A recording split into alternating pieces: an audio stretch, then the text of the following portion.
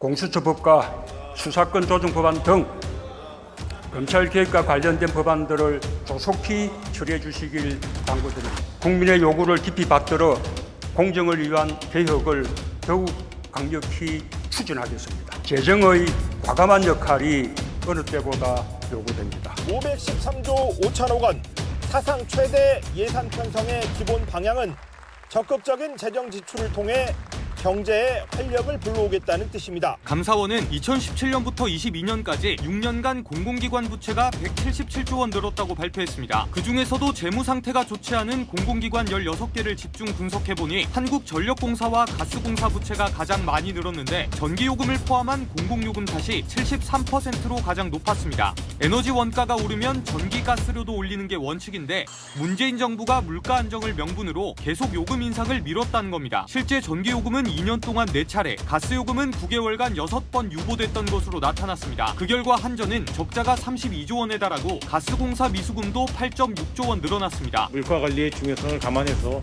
저희는 하반기에 동결할 생각입니다. 대선 3개월 전인 지난 2021년 말 청와대 인사도 참석한 회의에서 차기 정부의 전기요금 인상 부담을 떠넘길 수 있다는 지적이 나왔지만 이를 묵살한 것도 드러났습니다. 감사원은 공공요금 탓만 할 수도 없다고 지적했습니다. 방만한 경영과 공무원의 도덕적 행위만으로도 2조 원 상당의 예산이 낭비됐다는 겁니다. 최이봉 전 가스공사 사장은 지난해 영국 출장에서 1박에 260만 원짜리 스위트룸에서 사흘을 묵었던 것이 적발됐습니다. 산업부 5급 공무원이 파견온 난방공사 직원의 법인카드로 가족과 먹으려고 한우를 결제하고 자녀 소풍 도시락을 싸오게 하는 등 갑질로 검찰에 고발당하기도 했습니다. 지난해 3박 5일 영국 출장 당시 1박에 260만 원짜리 스위트룸에 최이봉 전 가스공사 사장이 숙박을 했다.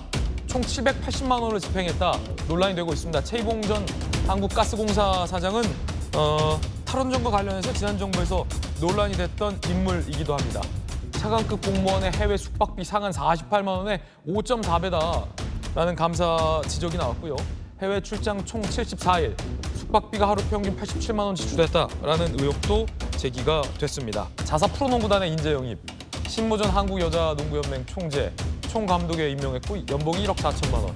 이모전 고려대 감독, 외부단장 임명했는데 연봉 1억 2,800만 원. 없던 자리를 만들어 동문 채용했다는 의혹도 제기된 바 있는 인물입니다. 가스공사 쪽은 총감독 외부단장이 사실상 업무 활동 없이 보수를 챙겼다라는 지적이 나왔고요. 사유화를 통한 프로농구단 예산 빼먹기다라는 지적도 나온 바 있습니다.